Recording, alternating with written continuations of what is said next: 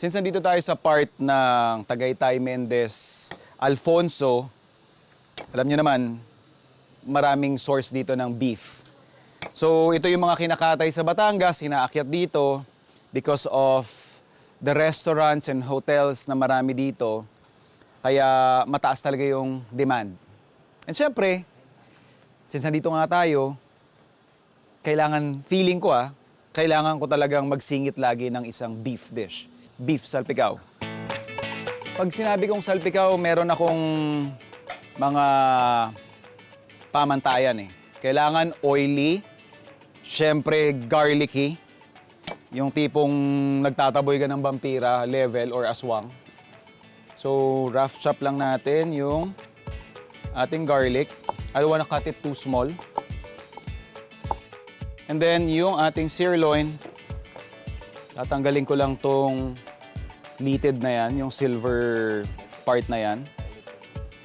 Kasi kapag hindi nyo natanggal yan, yan yung magkukos ng bite or chewiness.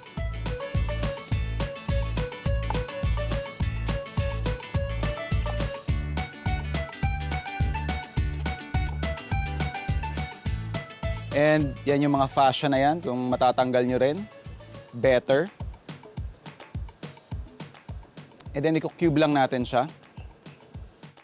Season lang natin to ng Worcestershire sauce or W sauce. Some salt. Marinate lang natin yan.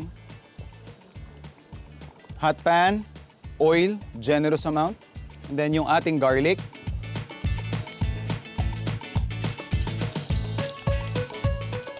And then bago pa totally mag-crisp up yung ating garlic, itatabi ko muna siya. The reason why I'm doing this is gusto ko munang itaas yung temperature ng ating pan together with the oil para hindi rin masunog yung ating bawang. With very hot pan and oil, balik na natin yung ating garlic at kasama yung ating karne.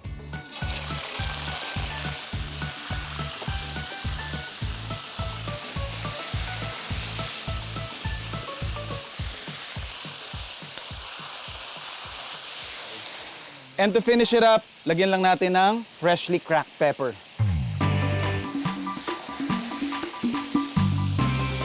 That's our cue. Ganun kabilis, ganun kasimple. Pwede na tayo mag-serve.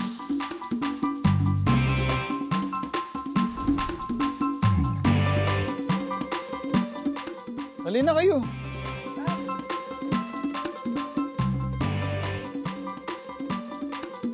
Basta.